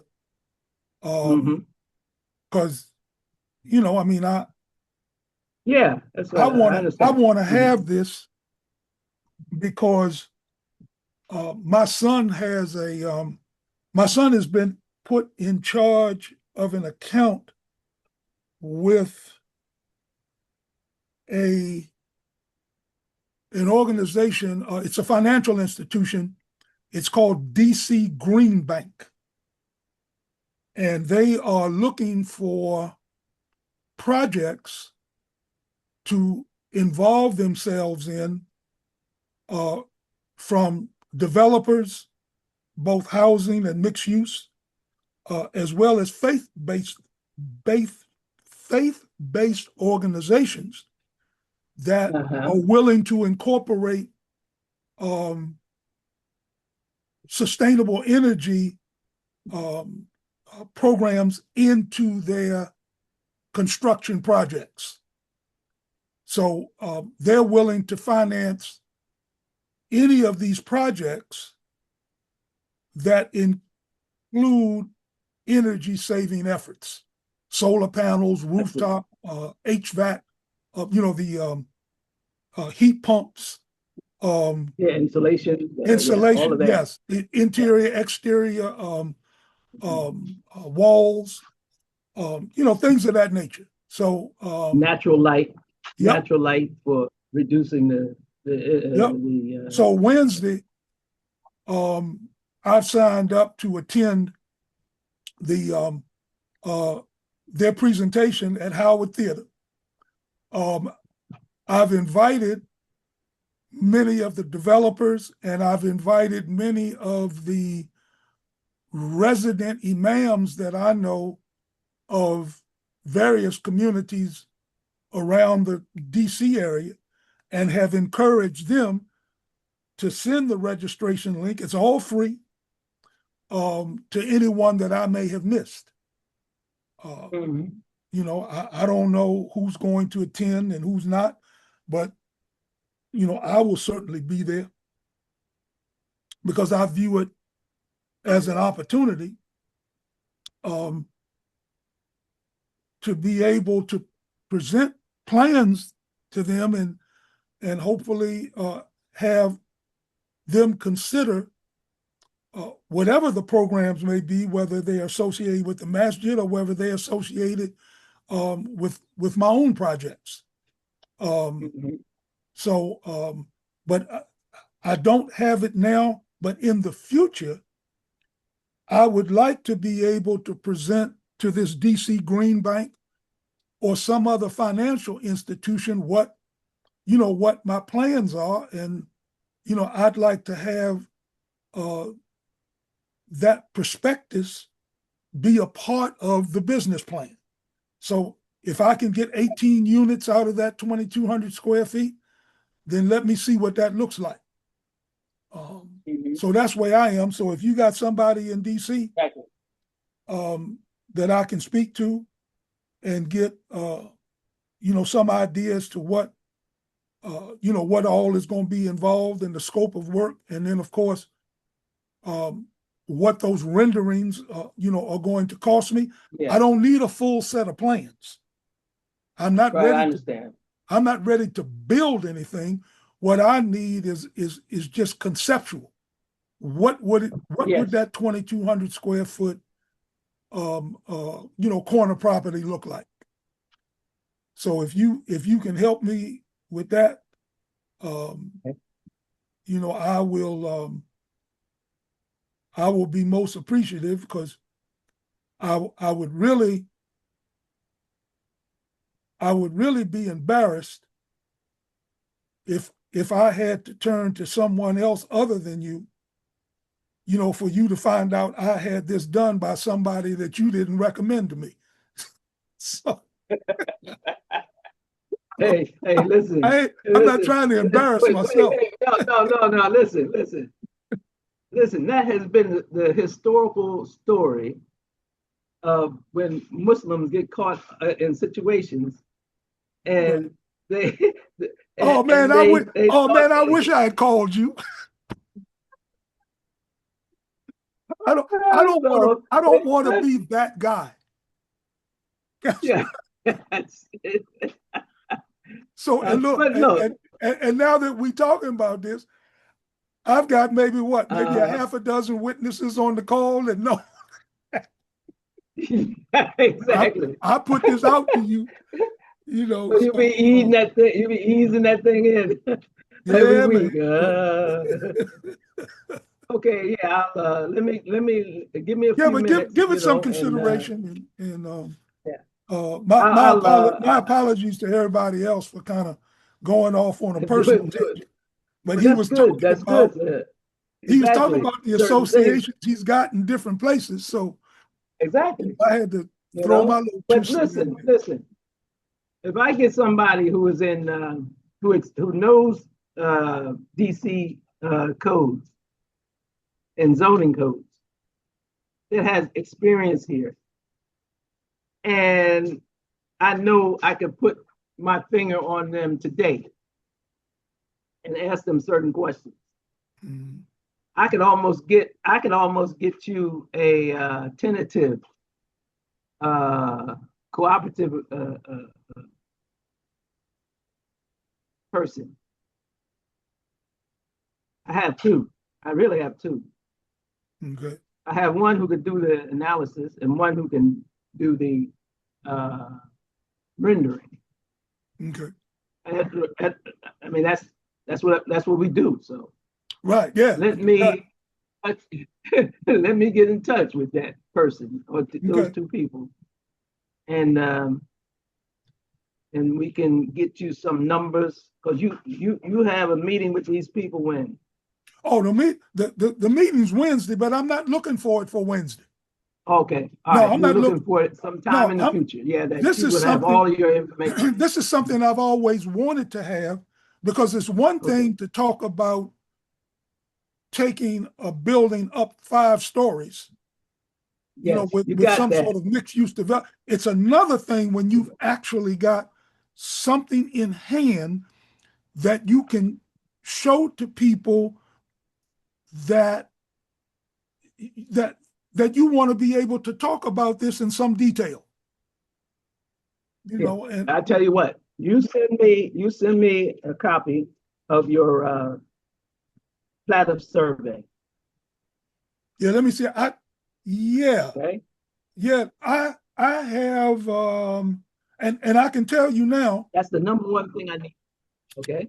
Yeah, And I the have. zoning. Yeah, let me look. The zoning I can tell you right now has officially been changed to MU5A. MU5A Okay. in Yeah, DC just put that is on. up That's to just 5 stories. add that as a note. Okay, Okay. and it's 70.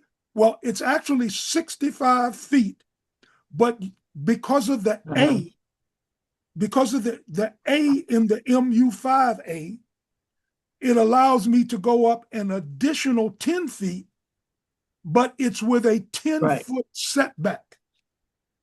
Setback. Yes. I Right. understand. And it's specifically to be used for either a penthouse or the facility for the HVAC system, for the building's HVAC system. It can be used for either or. Mm-hmm. All right. Either or. Yep.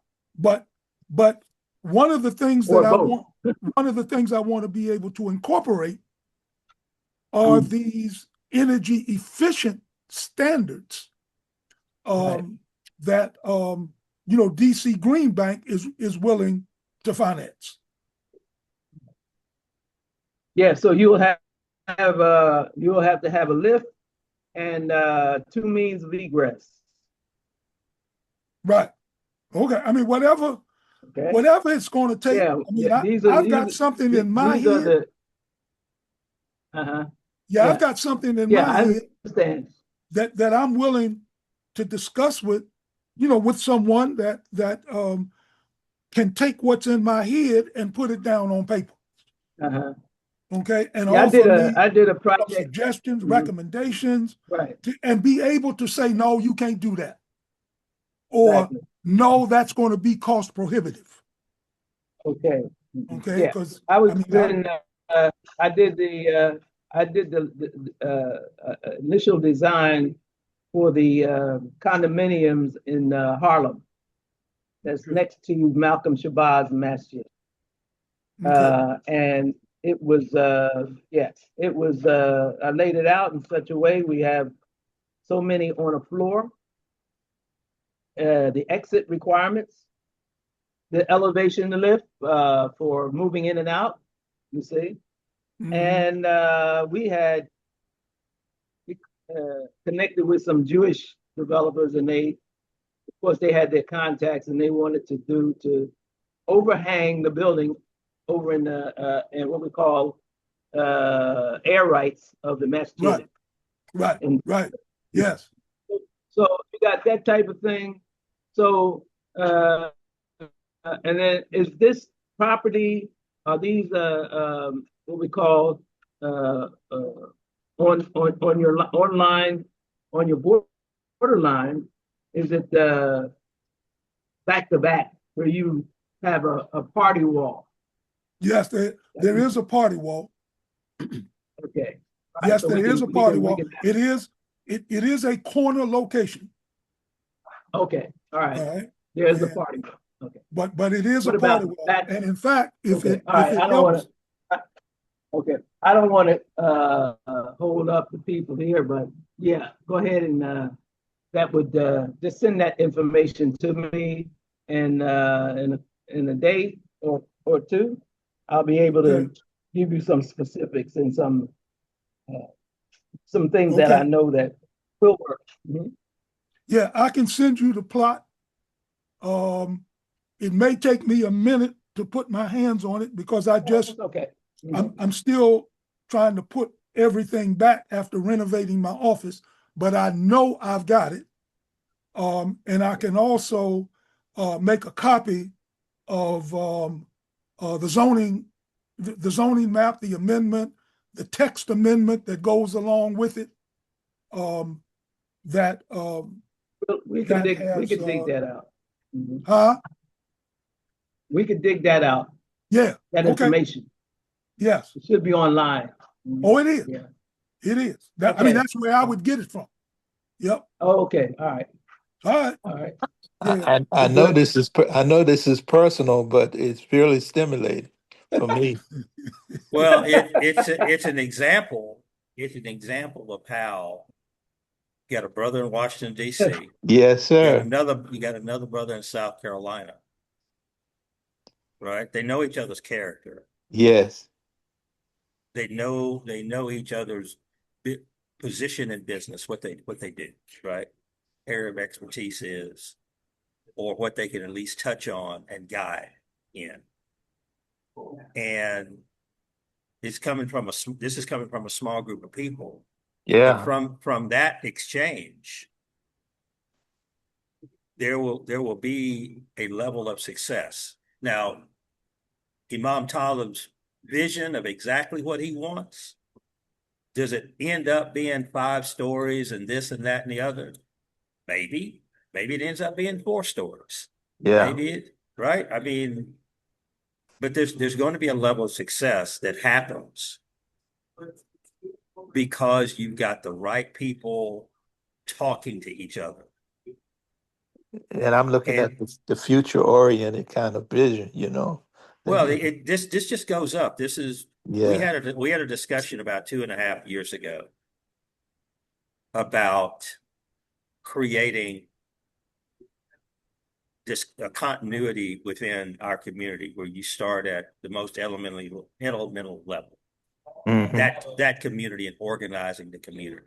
It's like saying organize your family, right? So your family's strong, then your family can step into the greater community and be a contributor. And Yes. that community can step into a state role and be a contributor. The state can step into a regional role and Yes. so on Yes. and so forth, right? Hmm. But all the talent already exists, right? I Yes. mean, Brother Rabbani wasn't born yesterday or this morning. The talent already exists, right? Imam Talib, his situation didn't spring up overnight. Right. That asset has been there. His involvement with that asset has been there. His thoughts about that asset have been there for some time as to what he wanted to do. Over 2 decades. These are not isolated cases, is what I keep going back to this. These are not isolated cases. These dynamics exist across our community. Understood. Yeah. I think Taalib, you took me to that site when we had dinner Yes. at that restaurant, and we walked down. Same one. Okay? Yes. I remember it. Yes. Okay. Yes. I got it in my Same mind. one. Yeah. Okay. And I've got I got your address information because I think I'm going to have to mail I that just put plot. it in. I'm going to have to mail that Okay. plot to you. I don't have the ability to be able. I just put it in. I put it in the chat. Yeah, I got it. No, I got it. Okay. I wrote it down. I got it. Yep. Okay. All right. Yep. I'm taping it right here on my computer so that I have no excuse as to not to put my hands on that plot. Because I got a couple of them. So it's not like I got to put my hands on the plot and then run somewhere and get a copy. All right. I've got a couple of copies of the plot. Yep. So soon as I put my hands on it, I'll get it to you, inshallah. Okay. Yep. Alhamdulillah. And this has been and actually, to be honest, this has been a long time coming. But when you started talking about the contacts you had all over the country, I'm like, man, I got to speak up and say something. I know That's right. I know we're not a confessional community, but Allah can certainly bear witness. I have been intending on bringing this to your attention for some months. I got D.C. is the first place where I got my architectural license. Yeah, Washington, no, I know part of your history. I mean, you can probably, in fact, my wife just did a presentation on the campus, and when she was sent the address, she wasn't familiar with the address, but I was, because because of you, I knew that it was right across the street from the architectural department. That's right. When you That's right. right across from Banneker, you go right up that hill, and on the right-hand side is the architect. When you get to the main gate, on the right hand, the main gate that you can drive through. On the right-hand side is the architectural building. And the left-hand side is now for those that are involved in social work. The social work building is there. So I knew exactly where to tell them to go. That was the beginning. That point where the gate is to your if you were coming up the hill, right? Yeah. They call it Death Valley. Nobody wants to go down to Death Valley. Okay. Architecture, engineering, medicine, dentistry, physics. Yep. Everybody stay away from it. They call it and in fact, it was that street, if I'm not mistaken, it leads to the old Freedman's Hospital. Yes, it's right down the street. Right down the street. All right. Yeah, I did the Sealy G Mudd addition to the medical school. Okay. That was one of my projects. Okay. And what was the name again? The Mudd? Sealy G Mudd. Yes. Mudd. M-U-D-D. Yes. That's right. Okay. You can go down to the bottom of the street and look to your left. You'll see it. Okay. All right. I think it's still one way. Yeah, it is. Yeah, it is. It is now. Go all the way down to the end. Go down to the end and look to your left. Yep. Okay. Y'all taking me back because I've been up on that hill many times. Yes, sir. Yeah, but listen, you probably went up on that hill, the way we call Thrill Hill, in back of physics. Oh man, Allahu yeah, Akbar. I'm gonna leave that alone. Yeah. Thrill up on the hill. All right. So there's a couple of things I would like for us to do. And they're really simple things. The first is I would like for all of us to start compiling the names of businesses and the business owners, owner or owners, that we know of that are part of our community. Some are in your masjid, some might be in the neighboring masjid, some you might see once or twice a year, once a month, whatever, but they're business owners that are in our community. And if you can do a brief description of what the business is, a one-liner on what kind of business that they have, um, that would be helpful. Because I want to really put together a comprehensive business directory That's important. for all of us. Do it for free and send it to anybody that wants it. Alhamdulillah. Alphabetical, categorized, whatever. And you might be, like Rabbani's business you might have architectural, you might have engineering, you might have more than one listing in there, right? This is the kind of thinking that we have to have, you know, the rubber meet the road kind of, to really see where we are, you know. Yeah, because I don't think we're going to get a census from anybody. So we No. might as well at least be able to promote our business owners. Assalamu alaikum. Walaikum Like, salam. like my Yeah.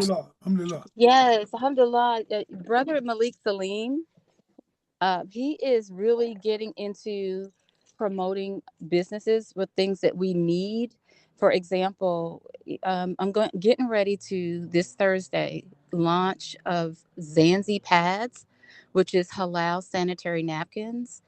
And he asked me to spearhead it. He tried to do it in a couple places, he said, but it looks like we're going to move forward. And Wonderful. so we need your support. I was on a conference call with about 10 investors. We did get one from South Carolina who's investing, but he's going to China this Thursday. And he asked me to have the website, of course, already completed and go ahead and file. So it's very in the early stages, the EIN number and file for, the business here in Charlotte, North Carolina. But he wants it to be a community investment. And if you know of any sisters who would be willing, also, because we think that it's going to be really great, it's a halal sanitary napkin, and it's called zanzeepads.com, ZANZI pads.com. And so you can Google that, but I'm opening this up because the conversation you're having is right on point. And Yes. it's a community effort. He's actually already purchased the domain and he's making the packaging now. He referred me to a brother in one of our young adults in Atlanta who's making the design now. So it's really happening and I'm excited and I hope Oh, that we that's wonderful. work together. That's Inshallah. Can I wonderful. inter can I interject something? Wonderful. Yes, sir. The Yes. the orphans in Ethiopia have developed something similar, and let's see if we can if they can in terms of, I know when you go to China you're looking for the lowest price for manufacturing and developing. Let them also let me get some information from you all, or send me Yes. to some information, and then they can perhaps bid on part or some part of the project that they might, because Yes. they are producing some now. So if they have to modify the design or something like that, then let's see if we can get them involved in it, and they would be able to earn some things from that to Yes. help them in their life, you know? Yes, let me put So that in the chat. I'm gonna put his number in the chat. He's rolling. He's really ready to roll, and we're excited. So we would love Yeah, to this. collaborate with our Muslim brothers and sisters. Let me put his number in the chat, and anybody Yeah, who's able to get in now. Yeah, that's and the Go ahead. web exciting. and the This. website is being built as we speak. Yes. that's right. Right. Okay. Yeah, because That's because it's under construction. Okay. All right. wonderful, wonderful. Yeah, this is interesting because in talking about business, Imam Muhammad mentioned, the lack of dignity. We don't even have. Our sisters have to purchase sanitary napkins from others other than our own selves, and so it's coming into fruition, or to where the rubber meets the road. Alhamdulillah, alhamdulillah. Sister Kalita, Yes, sir. how is the business structure? Do you know what the business structure is or will be? Well, he asked me did I want to do multiple owners or sole proprietor. I said multiple owners, but he said he wanted don't go any more than five. I said five. He said 3 to 5 is best. So we're open. This is my first launch to open up something like this. He came to me with the idea maybe 2 months ago, and he wanted me to collaborate with a group of sisters. He put me on a conference call, and this came about through him coming on AM 360 and we promoting, his what he was doing. So he reached out to us, and he wanted us to be able to construct halal sanitary napkins because the chemicals that are in the other ones cause reproductive disorders and diseases. And so Mm. that's why he wanted to do that. But the business structure is not. We're working on it now. Uh, He just wanted the EIN number. He wanted Yeah, the Adam, company. Oh, oh, I was about to throw your name into the hat no, and tell no, her to talk to you. Sister Kalita, Yes, sir. that's a recommendation. Okay. Do not do anything until you form the business. If you're not sure what kind of business it's going to be, do not move, do not create a website, do See not get Adam. a number or anything. That's See back. Adam. Right, but I know what type of, what do you mean? I know it's going to be, we're going to manufacture a product of sanitary No, napkin. you're No, not no. hearing me. You're not hearing me. Okay, okay, You okay. got to So I'm create the getting baby. You have to create the baby first. The baby has not been born. right, right. You're Do talking about the not do EA. anything. Do not even worry about the product. Do not No. get investors on anything until you form the baby legally. Right, that's what we're in the process of doing, Imam Adam. If you're No, talking no, no, about no, filing the no. paperwork, is that what you mean? Not No. do anything Okay, until you form the baby. It's very simple. See Adam. Yes. It- okay. Thank you. I'm gonna I give you a can't get, call. I mean, I know it Yeah, might just seem like I'm dampening offline. your spirit and Yeah, whatever, but she I've just run needs to across know, too many efforts that just, She just needs to know. You guys need to I talk know. offline extensively about the step-by-step process. Yes, yes. If she wants to, that can, I'd like to be a part of that conversation. Oh, absolutely. I'm gonna put the information, his phone number, in the chat if I can on this phone. I don't see chat, but I'm gonna share it with you because he's looking for brothers investors as well. I wanted to tell y'all his son created a thing for it's called twist and stick or something. It's very new, but you can put your cell phone on your anywhere on your steering wheel or wherever, and it'll stick. Yeah, I've But heard of that. yeah, they just created that. He told me his son did that, but he's doing some great things. He has a Muhammad Ali drone that's going over pretty well, and then they have laptops for children, children's laptops.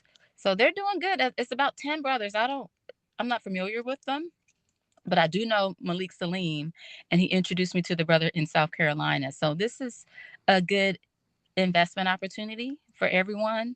Let me start with Malik. We know him of True Detergent. He's tried and Yeah, true. yes, Right, he So, is. and give right. you his number. Let me do that now. Assalamu alaikum. And brother Alhamdulillah. Adam, I'll call you, I, inshallah. Just I It's heard great, great news. your business.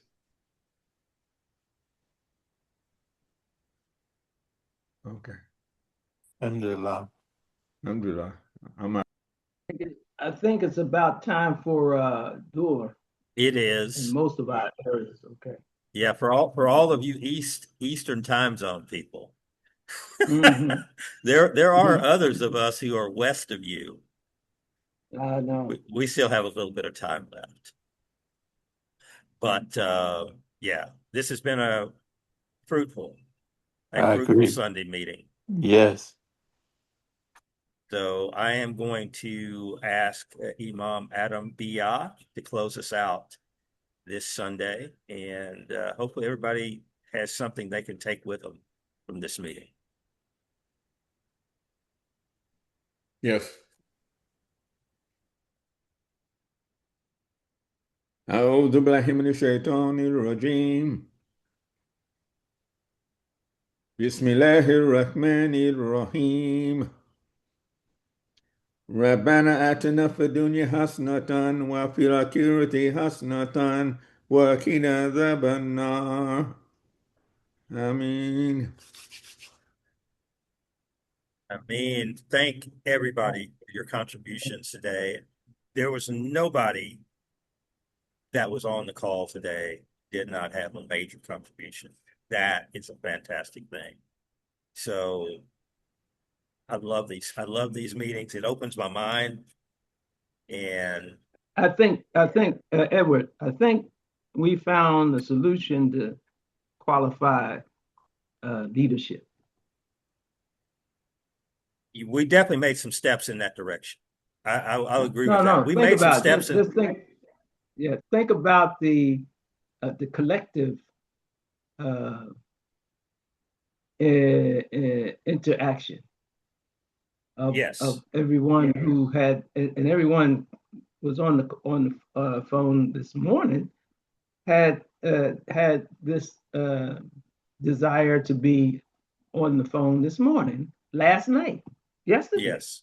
Right. Okay.